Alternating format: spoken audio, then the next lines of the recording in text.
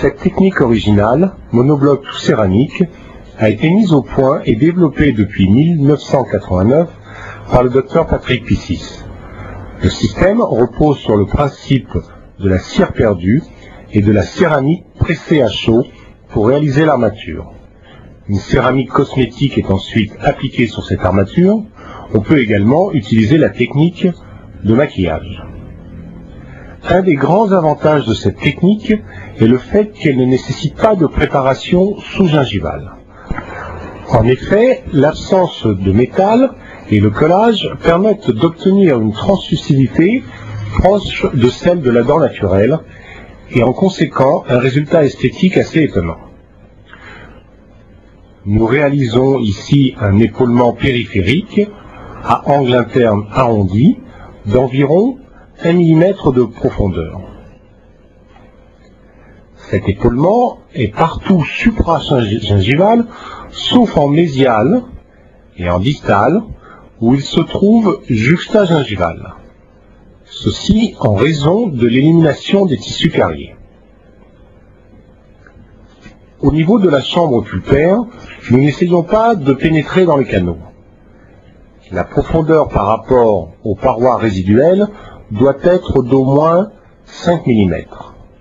C'est le collage au niveau de la chambre pulpaire qui assurera le maximum de rétention.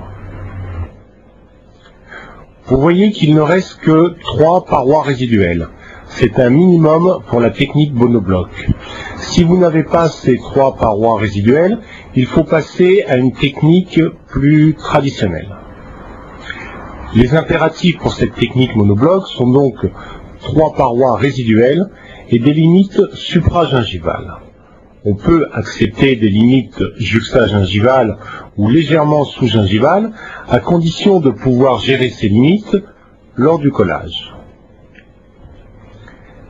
Pour la prise d'empreinte, la rétraction n'est évidemment nécessaire que dans les zones juxtagingivales, c'est-à-dire dans notre cas clinique en distal et en mésial.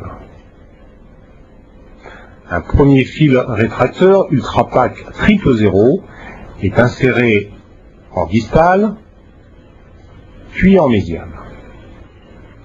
Un deuxième fil rétracteur Ultrapac 0 est inséré au-dessus du premier.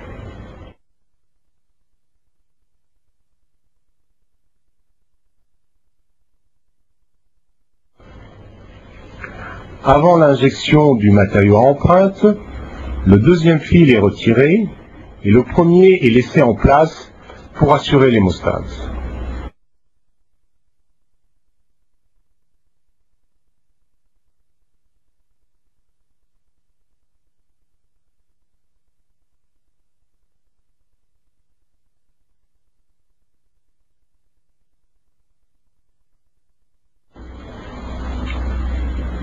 L'empreinte a été réalisée par la technique du double mélange.